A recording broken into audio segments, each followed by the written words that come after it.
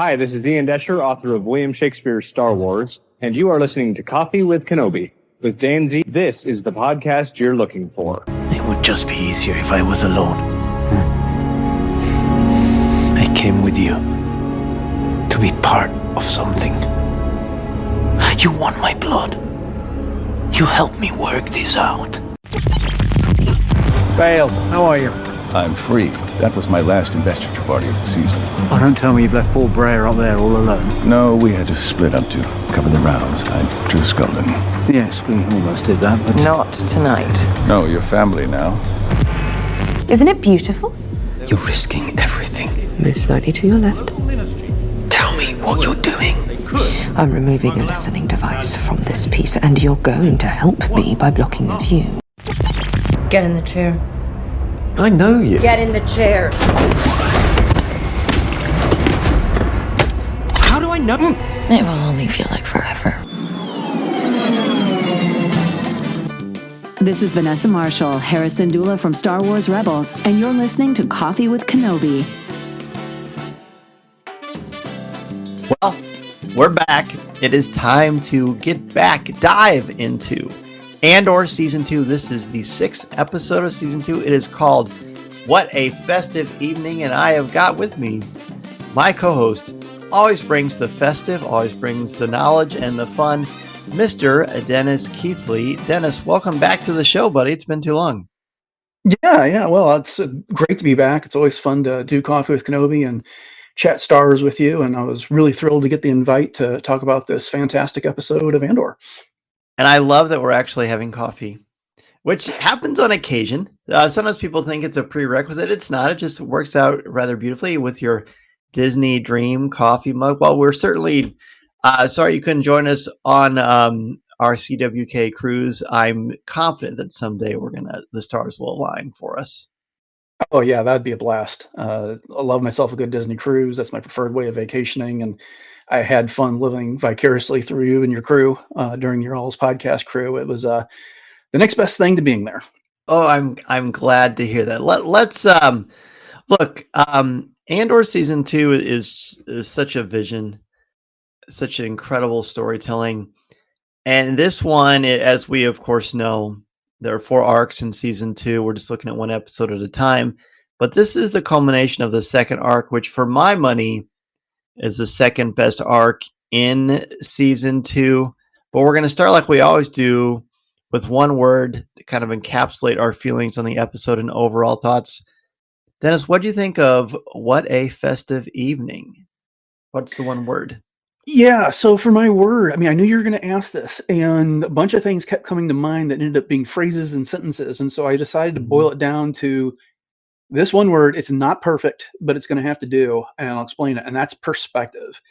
I settled on that because there's a lot of discussion from Luthen Rail about how he views Gorman and its potential for good or for bad. Then there's discussion by other characters about how Luthen sees them. And then there's an entire argument between Mon Mothma and Director Krennic about insurgencies and point of view and that type of thing. So perspective is what I chose to embody all those different themes that happen here. And then even when we get down to this great piece of art at the end where we have this listening device and it's the Tinian Codex, they make the statement that blindness is a gift. And I was like, well, that's perspective as well. So I settled on perspective, and I think we'll end up probably talking about that quite a bit as we go through this. Yeah, I think so. This is one that I, too, found myself coming up with phrases. And while I could probably have made that work, my word is explosive.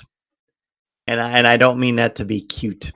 I think this whole thing is very volatile. There are, of course, actual real explosions that happen that really kind of shake things. But there's so much tension. You're just waiting for the bomb to go off. You're just waiting for Krennic to discover what is happening, or someone to be discovered during this insurgency. And it puts you on the edge of your seat. Even now, the first time I watched it, of course, the first time you watch it, it's always the most tension-filled. But even this time, after several weeks between viewings, you feel that dynamism that makes it such a good episode. Truly. So what's the first topic of conversation you'd like to bring up? Well, I'm going to kind of start at the beginning of the episode, and it's this conversation that Luthen and Cassian have. He's picking him up after Cassian has been to Gorman, and he's trying to get Cassian's assessment of what he thinks of Gorman, and Cassian just writes it off. He says, we can't do this. It's not ready.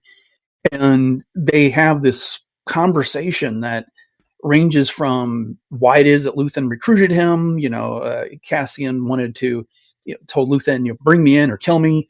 And then the value of Gorman to the rebellion.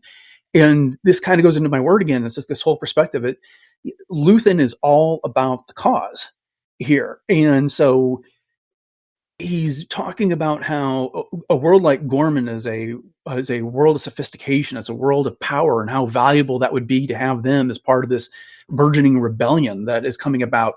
And when Cassian is going about how they're not ready, Luthen's response is like, well, yeah, well, if it's burning, even better, because how much it'll tension to bring to things. And so I was just thinking back to Luthen's speech from season 1, where he's talking to Lonnie about what it is that he sacrificed, kindness, dignity, and all these things. What does this cost him? It's cost him everything. And I felt like nowhere is this on display as much as it is here. He's callously talking about Gorman, not that he pities these people, not that he wants, he sympathizes with their cause. It is all about what they can do for the rebellion and the value they bring that way. Right. And the entire thing that he's in this, while he, I think, would find this to be essential and necessary, I think he has lost sight. And this is brought up by Mon Mothma when she asks about her cousin. This is certainly brought up by Cinta's relationship. It's clearly brought up, as you just mentioned, by Cassian in regards to Bix. But he has forgotten the human element of this thing. Mm-hmm. He's forgotten that as Cassian says, we are not droids. We are, we're people. He doesn't say we're people, but that is what he's saying. And this loss of perspective that, well, it's probably more convenient for Luthen to turn off the emotional part of his brain, because otherwise he has to face the trauma he has seen and experienced and that he is living in by choosing, courageously to help liberate the galaxy. A very, very, very daunting task. The lack of realizing that these are human beings that have emotions and real connections is his great flaw. And it sure creates some incredible drama. I rewatched the conversation, both conversations that Luthen and Cassian have together. And in this season, they're not on screen together very much. They really aren't. They rarely intersect with one another and have these conversations. But when they do, it leaves a mark that makes you sort of question things. And, gosh, is it worth it? Can someone else fight this fight? No, they can't. But Luthen's inability or unwillingness is probably a better word to think about the humanity is what makes this so fascinating. Right. And I think Luthen affords so many other people that are part of this rebellion the privilege of trying to fight on their terms. Mm-hmm. When, back in the first arc, when Mon Mothma and he are talking, and I can't remember the name of Mon Mothma's friend, but the one that had helped her with her money problem.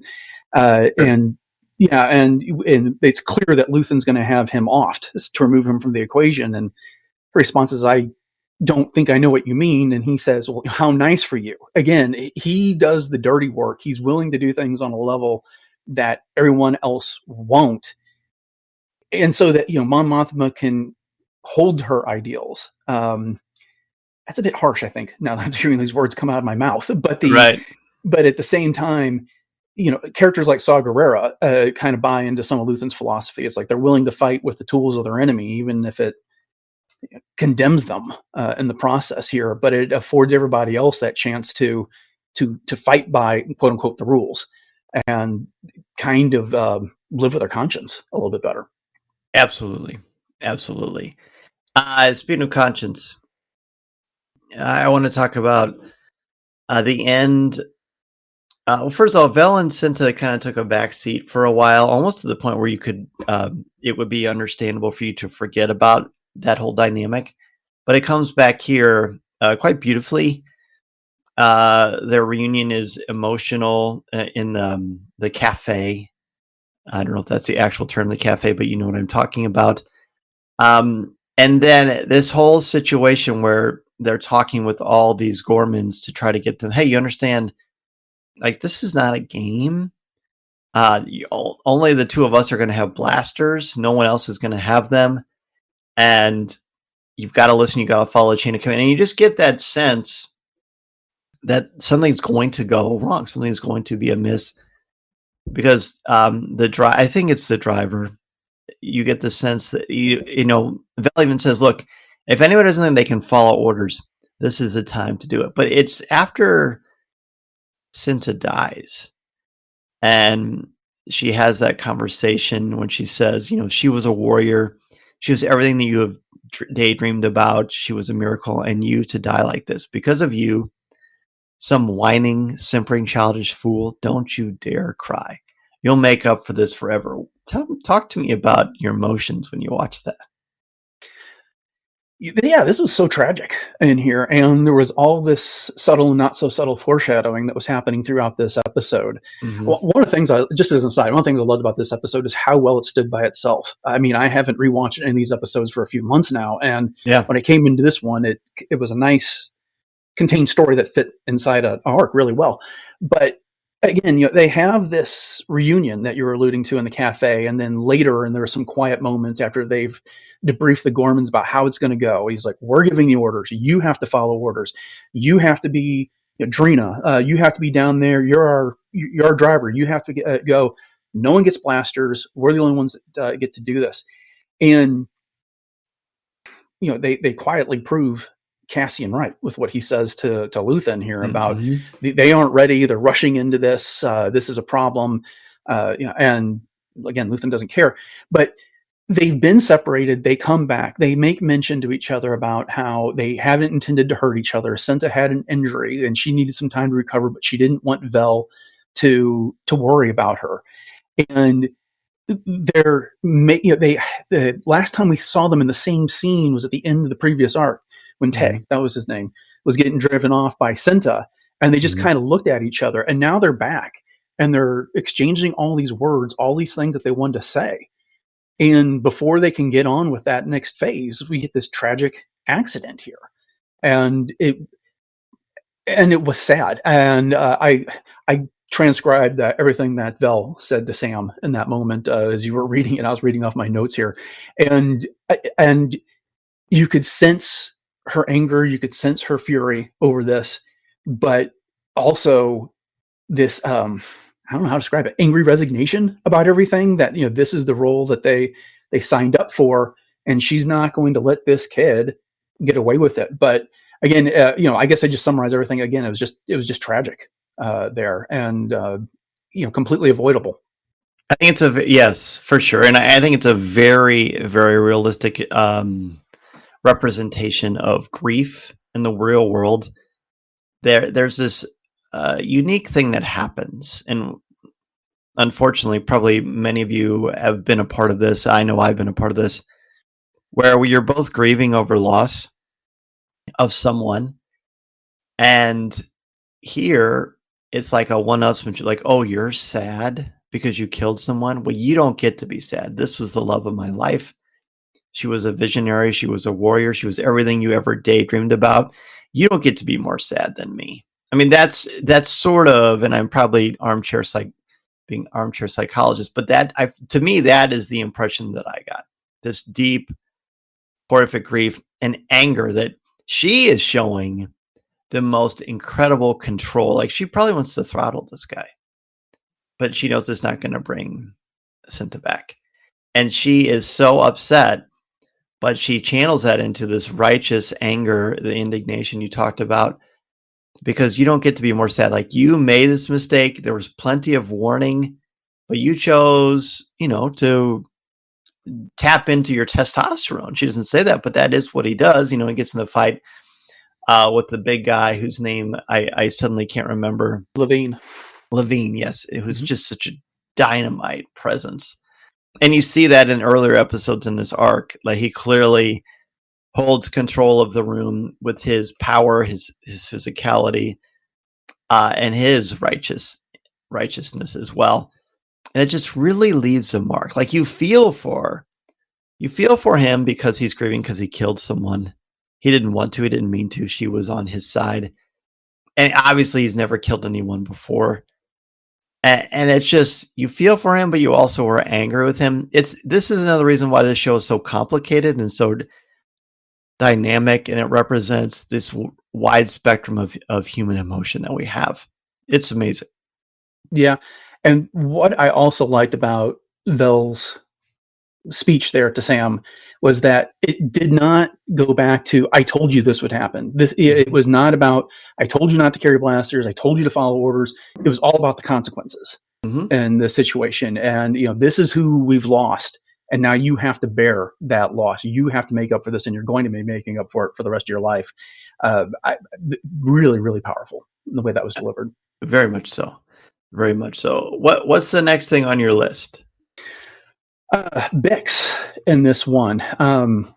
I absolutely loved her arc in this little revenge arc that she gets. I couldn't help but thinking of The Great Gatsby when she's looking out the window at the flashing light. It's kind of the reverse Gatsby hiding after Daisy there. And, so Cassian wakes up and she's taking another dose of that drug, the stem, whatever it is, to try and deal with her situation. And she lays it out for him, which is, I'm coming next time. She wants to do something to get over this. And I don't recall. I don't think we ever knew prior to the end of this episode that that's where Dr. Gorst was. We'd heard references to him in this episode. Partagaz finds Lonnie and Hurt, I think is the other ISB's agent's name, and says, hey, here's what's going on. The army has found out about Dr. Gorst, and they don't want him isolated, just what we're doing. And so that's the reference we get. And then we find out that flashing light is where his lab is. And so at the end of the episode, when he wanders back in there and she puts him back into the chair, and it's only slowly dawning on him as to what's going on, that, oh yeah, you're the one I tortured. Right. And then she says, don't worry, it'll only feel like forever, when she puts the headphones on, walks out, shoots the guards, and then Cassian blows everything up. But we've had plenty of discussion in this arc about Bix and where she is and whether she can recover. Cassian and Andor, or Cassian and Luthen argue about her a bit. Cassian is furious that Luthen came to see her without him being around. And Luthen puts it to him that at some point you got to make a decision about what to do about her. Yeah, I need her healthy. I need her able to do something. And I mean, revenge is therapy, I suppose, when it comes down to it, but it gave her closure in this. And I don't know, it just was a powerful conclusion to the episode. And from here on out, we really get her at her best. And, this is her, again, I know we're not supposed to be looking forward to the other episodes, but this is her moment when she gets closure on everything that happened with her, and she gets to put Cassian's concerns behind her and prove that she is up to the task. It's so challenging, and you address this, and I'm glad that you did. On the one hand, this is very satisfying because she gets her moment. She gets to do payback. The beautiful irony of hoist it on your own petard, as they say in Hamlet, where Dr. Gorst, is the victim of this thing that even the Emperor himself has taken interest in, as Partagaz says earlier in the episode, and realizing what a valuable commodity this guy is for the way he's able to extract information from prisoners. And, of course, the amount of cruelty that it inflicts and the lack of morality that is presented here is not lost, which is probably one of the reasons why the Emperor likes it, let's be honest. But it is highly problematic. I think we're meant to kind of embrace it and love it. And I guess it's hard for me to explain this, but go with me here and help me kind of figure this out. She clearly has a drug problem, but it suddenly goes away because Partagaz is taken care of. I mean, I don't know anything about addiction other than very surface stuff. I haven't studied it. I'm not a professional. I don't have a license to analyze things like this, and I don't pretend to. And as a viewer, I was very satisfied that she got her chance to pay back, and more importantly, to give herself some resolution, to take power, to take ownership of the situation, not let him or his memory defeat her. That was wonderful and satisfying. And on one hand, it works so beautifully for me, but I'm also troubled by it, by the ease of which she, and maybe there's more to it that we just haven't seen, I guess. But the fact that this is the only way to get back, and maybe it is the only way because we're talking about war, but it's still tricky for me. I mean, even like her demeanor at the end, and she and Cassian, like, I love that too. Like the triumphant and the music. It almost sounds like music from Stranger Things. It's the Andor theme, but with very keyboard synthesizer driven, apparently. Am I making any sense at all? Yeah, you are. And I think some of the difficulties, though, is even though this is a 12 episode series, it really is 4 arcs when it comes down to it. And what have we seen with Bix up to this point? It is these nightmares where Gorst comes for her again. It's Gorst invading her home. It's Gorst getting ready to torture her. She nearly gets raped in the previous arc about this. In this situation, she's put Gorst beyond reach. He can't come after her anymore now that he's been taken care of. And so, yeah, I know we got 12 episodes, but you can't get into every detail. And this episode does so much. There's so many things going on. So we get the shorthand of her bringing this to a conclusion. He can't come after her anymore. Now that, whether she has any nightmares going forward, I don't know. But again, it's not a possibility that he's going to be walking through that door and making her relive that nightmare anymore. So, yeah, I mean, it's the myth of redemptive violence. Yeah, I know you've all talked about it, and it's something that we hear about all over the place. But again, it's satisfying because he's such an awful person. Yeah, when it comes down to it, and she is someone that we like.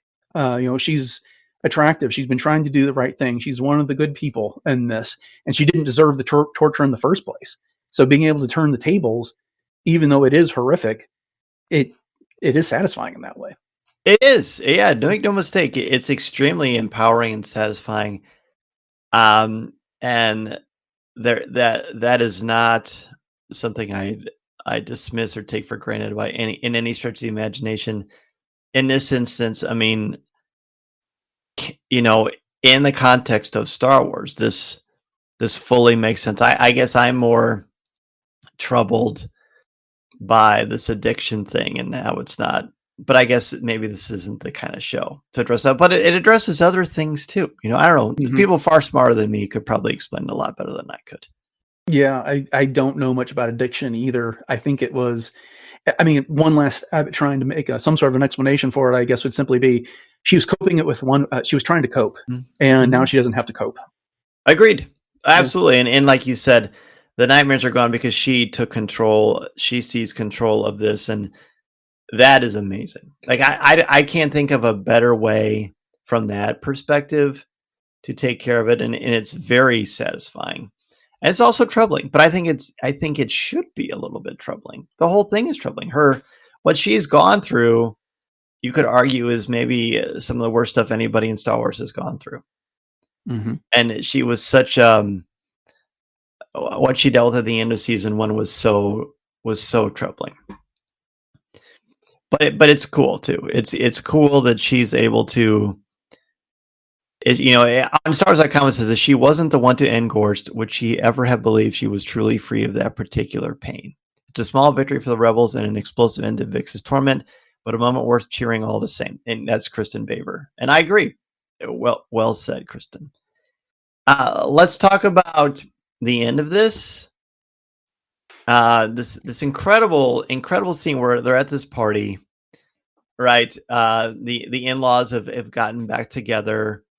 we've got, who do we got? We have Mon Mothma and Perrin are there at Skolden's place.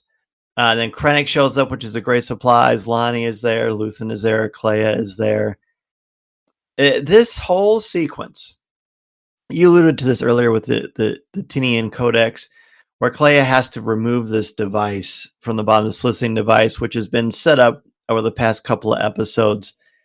And it literally gets down to the point where she is twisting, she's using her pendant, which is actually a key to unlock this thing. And it gets stuck, which is a great metaphor. And, the whole Codex thing is there because it's by a culture where they think that where vision is not emphasized, right? It's not about what you see. It's what's beyond the surface, which is, again, an incredible metaphor. But her hands even start to bleed to try to make this thing happen. We don't even ever get that satisfactory moment where we hear a click, where we know it worked, where she's able to unlock it. But we know that it happened. That entire sequence is so great. While Mon Mothma, we see through this episode, in the Senate chambers, she's reached kind of an explosive moment in her evolution too, where she can't take it anymore. She never was one to stay silent anyway, which is part of why she's the perfect person to help lead this rebellion. But her back and forth with Krennic and the whole thing, it's a masterclass. It's a masterclass. Absolutely. There are so many wonderful things going on in this scene. And just, to rattle off some, it's for the first time that I can recall, we see Perrin and Mon Mothma as a real couple, as supportive of one another, as Mon Mothma's having this argument with Krennic. Perrin comes up to her side to lend that silent, quiet support. Yeah. And that's not how we think of Perrin through this series. We think of him as kind of the, he's the drinker. He's kind of irresponsible with money. He is a little bit callous towards Mon Mothma, her mission a lot of times. But even earlier in this episode, he's kind of helping her coordinate how they're going to get through all of these investiture parties. And he's part of the team here. And so he continues with that. And then, Mon Mothma cannot let it slide. What Krennic is saying about I can't remember the name of the conflicts, but they're talking about another piece of art, and he's calling it an uprising, and she's calling it an execution. And it's just part of her personality. I wouldn't call her fiery, but she just can't let an injustice go when she sees one. And so that's part of the whole perspective comment. Krennic is going on about how insurgents will always puff up the situation or inflate their losses and talk about things. And so while Clea is desperately trying to get the listening device out of the Tinian Codex, you got to watch it with the closed captioning on to get everything that's going on about this back and forth argument. And it goes from one piece of art to the next piece of art to the next piece of art. This entire time, they just do not let up while the entire thing is happening. And then you've got Lonnie, who is the cover for Clea while she's doing this. And scared to death. Yeah, he's wanted out from this entire thing for years now. And she's basically said, nope, you're doing this. You do not get a choice. Move to your left. They're getting closer. And you mentioned the tension earlier. It just keeps getting ratcheted up here. And you don't get the release of that until the final moments of this episode. But I loved it. I forgot that this was in this episode. And so as soon as they showed up there, and we got the new Bail Organa at the beginning of this party here, I was like, oh yes, we get this scene. Krennic's, in my opinion, best scene in the entire season. Yes. Here with Mon Mothma. Well, I think the Daedra one's better, but we'll probably get to that later. Yeah, I guess I just liked him sparring with Mon Mothma here. Yeah, and he loves it. He relishes it, and she's like a cobra ready to strike. Right. Yeah, and Ben Mendelsohn's not being vicious here. He's being cheeky. He's being right, and just the way he carried that off was egging her on. Right. He loves it. Of acting. Oh yeah, yeah. But yeah, this was fantastic. I really liked it. Again, just even the symbolism of when Clea can't get the listening device out and she's twisting that pendant and we see the blood dripping. I mean, the spilling of the blood for this rebellion, for the cause. Mm-hmm. The metaphor that they've got there, that was a nice touch as well. Right, and not the whole thing about not appreciating, or not what is the thing that they say about sight?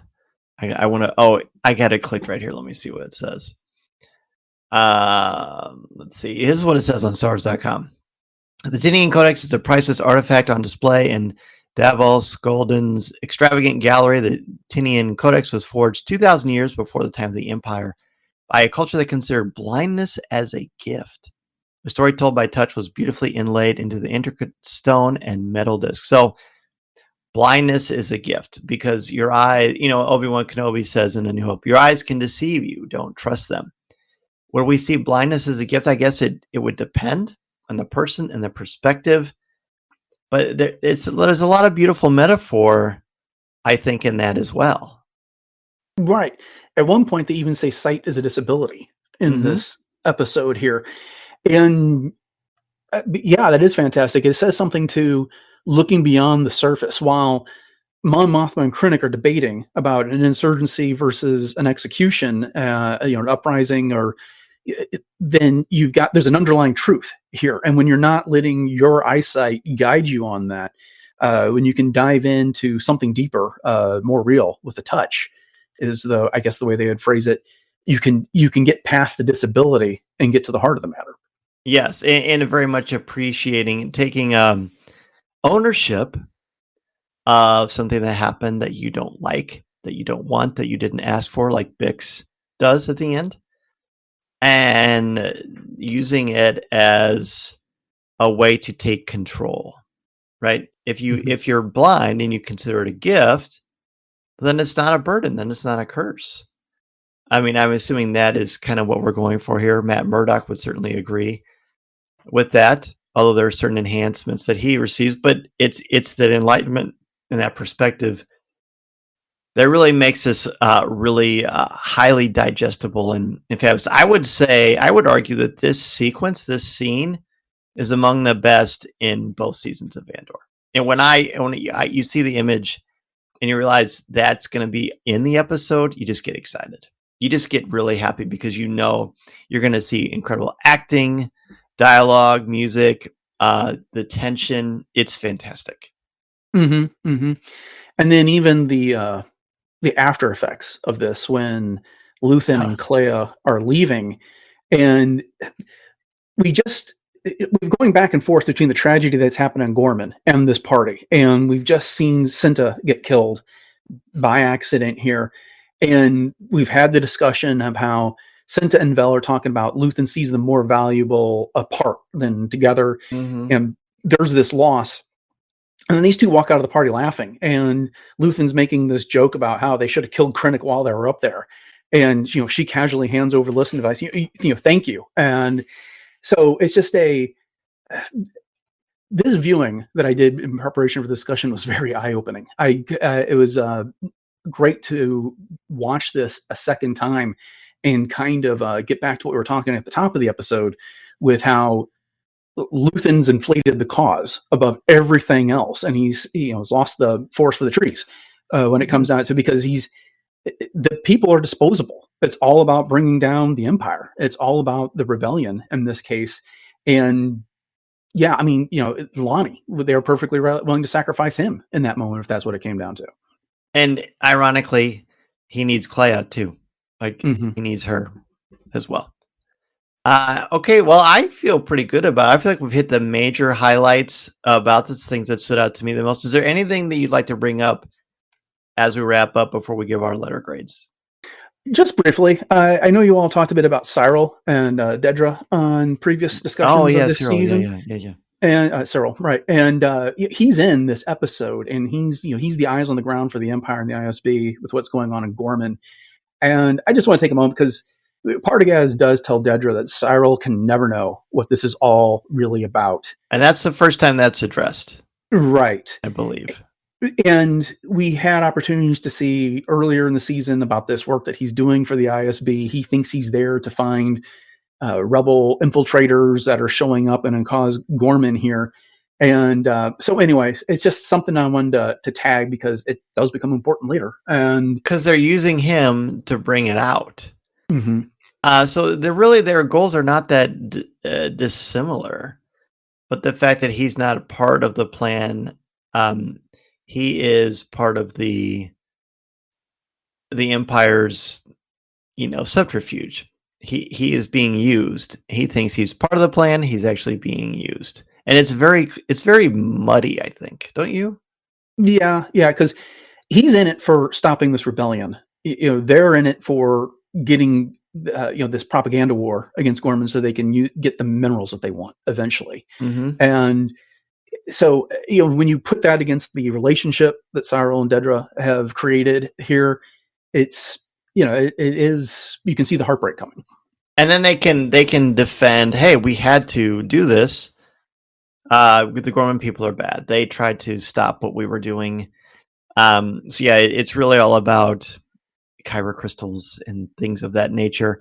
But they don't let him in on that. And then again, on a very surface level, he thinks he's helping, but really he's just he's one of the things that is being used, just like the people of Gorman are being used. And yeah, he of course is going to be they're calling a lot of shots that we're going to see later. We're going to get some narrative home runs that are not so home run worthy for the people experiencing it in this fictional universe. But boy, I'm glad you brought Cyril up, because he's so integral to this and to constantly showing us about betrayal, the way that the Empire uses people, the terrible things that happen as a result of war and conflict. And again, we say this over and over again. We probably will for as long as we talk about Andor. This series does it better than anything. It really does. Oh, absolutely. I completely agree. And he's not the easiest guy to like, but he does have a purer motive than what the Empire did, and he gets completely used. And so again, it's a tragedy in its own way. The pure motive is the best way to explain it I could ever come up with. So yeah, bravo, well done. Well, why don't we do letter grades? What's your letter grade and last thoughts on this? Oh, this is an easy A. I mean, it's hard to find an episode of this season that's not an A when it comes down to it. When you take everything in, it's a masterful bit of storytelling. It's a great way to end the story arc. You just get an opportunity to relish all of the exchanges between the characters here. That party scene with the art exhibit being the end of it there. So I don't have much more to say about it other than that it earns its A 100%. Yeah, it's a stone cold A+. I could argue this is the best episode we've seen of the first 6. I think it hits all the narrative highs. It resolves some key story beats. It gives us some emotional strength and pathos that are unmatched. It achieves heights and depths and breadth of storytelling, narratively, structurally, performance-wise, that are just people dream about. This is like a symphony. This is a narrative symphony. Think of your favorite band and the best song that they ever did. I mean, this is almost like, it's not quite Abbey Road if Andor is the Beatles catalog, but it might be Sgt. Pepper, which some would say is the best. And some of you listening have no clue what this even means, but trust me, it's a very, very high compliment, and it's an A+. I'm curious, you didn't give it an A+. Is there a reason? I tend not to give anything an A+. I reserve that for my absolute favorite of everything when it comes down to it. So an A is typically the highest I really just give anything when I'm watching these episodes of Star Wars on Disney+. Listening to Coffee with Kenobi, you are, with Dan Z, the podcast you're looking for. This is...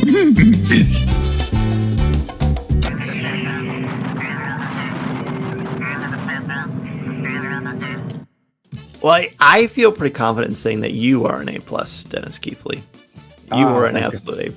And it's such an honor and a privilege to share the mic with you. Podcast Stardust continues to be fabulous. You and Jay continue to entertain and educate and delight us with the way you cover the Star Wars galaxy. And I just couldn't be happier to be your friend or to share the podcast airwaves with you. Well, I really appreciate that, Dan. You were the guy that got me into podcasting. Ooh, when was that? 2016, I want to say. First time I was invited on the show to discuss Rebels with you and Corey, and it's rest is history after that. And I've continued to enjoy Coffee with Kenobi over the years, and I've always appreciate the opportunity to come on and talk Star Wars with you. It's a highlight every time. Likewise, friend. Well, speaking of Podcast Stardust, please let us know what's going on with Podcast Stardust and where we can find it, as if they don't already know, and where they can find you. Sure. So you can find it on any and all podcatchers. We are in the middle of our 6th season. We just crossed the 900 episode mark a couple of weeks ago. We do 3 episodes a week. We usually end the week with news. We're currently starting the week with a Clone Wars rewatch that we've been doing. And then we have some monthly features, World Between Worlds, where my co-host Jay gathers up recent Star Wars fashion and lifestyle products. We talk about those. We cover a movie every year. This year we're doing Revenge of the Sith for its 20th anniversary, and we break down the movie into 10 to 15 minute segments and talk about those every month. So yeah, we got a lot going on. We're talking a lot of High Republic right now, so if you're interested in that, come check us out. And we are at Podcast Stardust on Instagram, Facebook, and a few other social media sites, but I'm not great at keeping up with those. So yeah, that's where you can find us.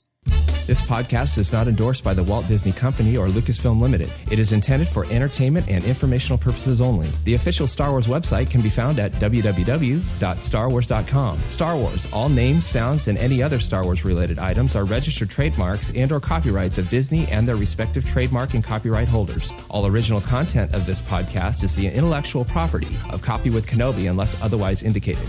This is the podcast you're looking for. There's no one here.